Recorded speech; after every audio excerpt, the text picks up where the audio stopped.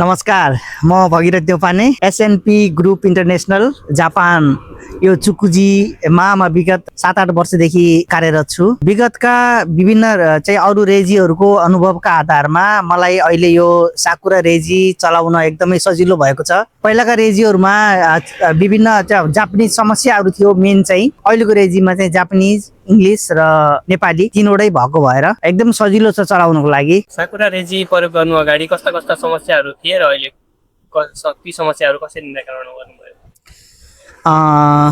विगतका रेजीहरू भने नि मैले हजुरलाई जापानिजहरूमा जब बढी जापानिजमा आउने भएको भएर हाम्रोमा चाहिँ यो चाहिँ अब एकदमै विदेशी जापानिज बाहेकका अन्य विदेशबाट आउने कस्टमरहरू पनि आइरहनु हुने भएको भएर उहाँहरूलाई चाहिँ बिल लिँदाखेरि देउसुसो लिँदाखेरि सम्पूर्ण जापानिज मात्रै भएको भएर उहाँहरूलाई चाहिँ गाह्रो थियो।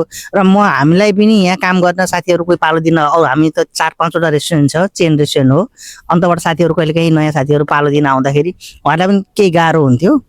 र अहिले चाहिँ यो सबै 3वटा भाषामा भएको भएर सजिलो छ। अब मेन समस्या भनेको त्यो भाषा प्रब्लम थियो रेजीमा, त्यो चाहिँ एकदमै निराकरण भएको छ। साकुरा रेजी सञ्चालनमा आइसकेपछि व्यवसायमा कस्तो सुधार महसुस गर्नुभयो? हो, चाहिँ यो साकुरा रेजी चाहिँ चलाउन सुरु गरिसकेपछि हामीलाई यो अर्डर लिनलाई चाहिँ एकदम छिटो भयो, फटाफट भइरहेछ। भित्रबाट चाहिँ प्रिन्ट झर्ने बित्तिकै साथीहरूलाई काम, भित्रको किचनको साथीहरूलाई चाहिँ खाना बनाउन पनि सजिलो भएको छ। अब पहिलाकोमा चाहिँ केही कुराहरू उहाँहरूलाई पनि कोही प्रिन्टमा केमा अलिकति चाहिँ अलिक समस्या थियो। अहिलेको यो रेजीले चाहिँ सबै कुराको निवारण गरेको छ।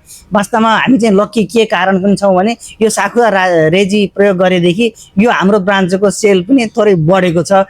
त्यो कुरा अब बाइ द वे अब हो कि होइन, त्यो रेजीले गर्दा त होइन होला, भए पनि चाहिँ सेल बढेको भएर मलाई चाहिँ एकदम यो साकुरा रेजी एकदम सजिलो छ।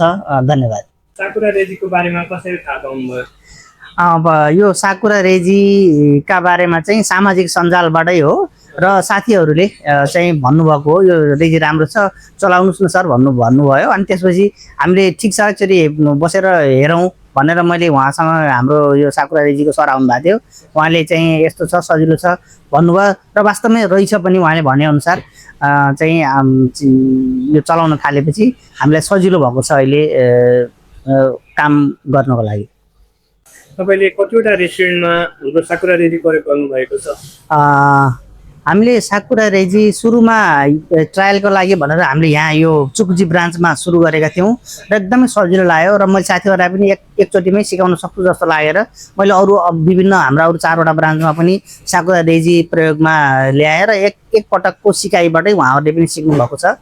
हामीले अहिले 4वटा पसलमा यो साकुरा रेजी प्रयोगमा ल्याएका छौँ र अन्य साथीहरूले पनि हाम्रो चाहिँ यो साकुरा रेजी प्रयोग गरिरहनु भएको छ।